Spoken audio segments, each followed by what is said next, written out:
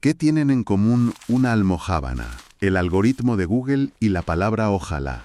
Pues a primera vista nada. Parece el inicio de un chiste, ¿no? Totalmente. Pero hoy vamos a analizar unas fuentes que revelan una conexión oculta, una historia de 800 años grabada en nuestro idioma. Es un viaje para descubrir cómo el árabe dio forma a cómo hablamos, cómo pensamos. Y hasta cómo comemos, que es por donde vamos a empezar, por lo más sabroso. Hablemos de la almojábana.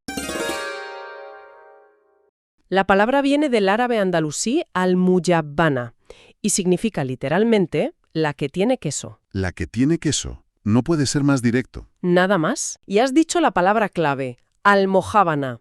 Ahí ya noto un patrón, ese al del principio. Esa es la pista.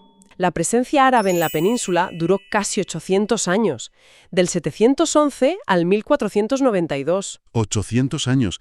Es que no es una visita, es una convivencia. Claro, y eso lo impregna absolutamente todo. Nos dejó un legado de unas 4.000 palabras, y muchísimas empiezan por al. Que es simplemente el artículo, ¿no? El o la. Un momento, ¿cómo que el artículo el o la?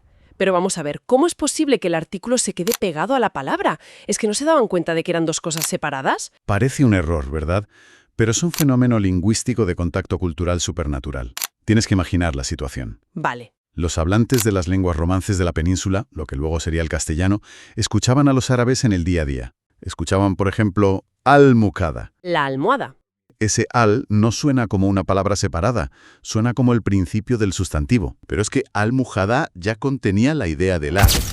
Y por eso hoy cometemos una redundancia histórica sin darnos cuenta. ¿Cómo cuál? Pues cuando decimos la almohada, estamos diciendo en esencia la almohada. Claro, le ponemos nuestro artículo delante de un artículo que ya estaba ahí. Es una torpeza encantadora. Pero esto va mucho más allá. Alcalde. Suena tan nuestro, tan de ayuntamiento. Sí. La palabra viene del árabe al-Qadi, Alcadi. que significa el juez. Un momento, pasar de ser la máxima autoridad judicial de una ciudad a ser la máxima autoridad ejecutiva es pasar de impartir justicia a gestionar el urbanismo. ¿Cómo ocurre eso? Has dado en el clavo. En la estructura de Al-Ándalus, el Qadi era una figura crucial, era quien interpretaba la ley.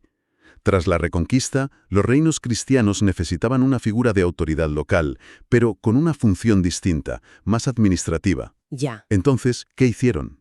Mantuvieron la palabra de prestigio, al-Qadi, que se transformó en alcalde. O sea que la palabra sobrevivió, pero su función fue completamente redefinida por el nuevo sistema. Exactamente. Pero lo que me resulta todavía más chocante es encontrar esta misma herencia en lo más moderno. ¿Cómo es posible que algoritmo, una palabra que asociamos a Silicon Valley, tenga el mismo origen?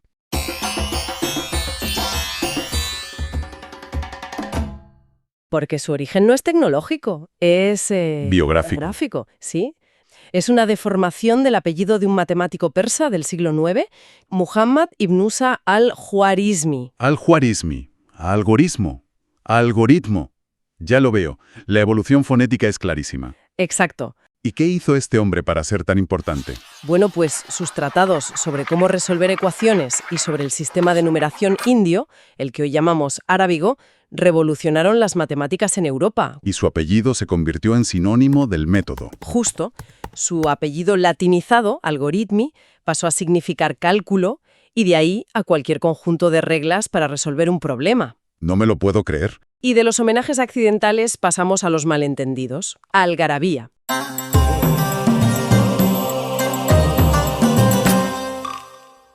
Uf, esa es buena. La usamos para hablar de un caos, de ruido, de gente gritando sin orden ni concierto. El origen de algarabía es al-arabilla. Significa simple y llanamente la lengua árabe. No me digas. ¿Me estás diciendo que la palabra que usamos para ruido ininteligible significa literalmente el idioma árabe? Es increíble. ¿Cómo pudo pasar algo así? Para los oídos de los hablantes de castellano de la época, que no entendían el idioma, el sonido del árabe, por muy poético o oculto que fuera, se percibía simplemente como un barullo. Lo que no entiendes es un ruido. Exacto. Es una palabra sobre el propio lenguaje. Nos cuenta cómo una cultura oía a la otra. Esto me recuerda a otro malentendido famoso, azulejo.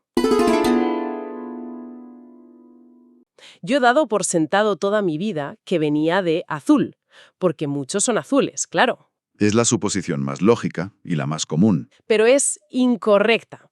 Las fuentes son muy claras. El origen es Az-Sulayi, ¿Y qué significa Az-Sulayi? la piedrecita pulida o el ladrillo pequeño. No tienen nada que ver con el color. El arte islámico se especializó en la geometría y el zulayi era la pieza, esa tesela de cerámica, que, al combinarse con miles de otras, creaba esos patrones infinitos que vemos en la Alhambra. Antes has mencionado de pasada la almohada.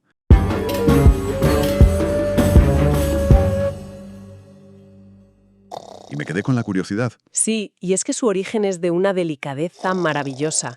Como te decía, viene de almuhada, que deriva de la raíz had. ¿Qué significa mejilla? Es literalmente el lugar para la mejilla. Literalmente. Qué bonito. Apunta a la experiencia humana, a la intimidad, al descanso. Hay una ternura en la palabra original. Una ternura y una precisión anatómica que hemos heredado. Vale. Y para ir cerrando, Las fuentes mencionan albóndiga, algodón, almacén, alquimia, álgebra, alfiler, hasta ataúd. Si todo esto se esconde detrás de palabras que empiezan por al, ¿qué otras historias secretas aguardan en el resto de nuestro vocabulario? ¿Cuántos mundos llevamos en la boca sin ser conscientes de ello?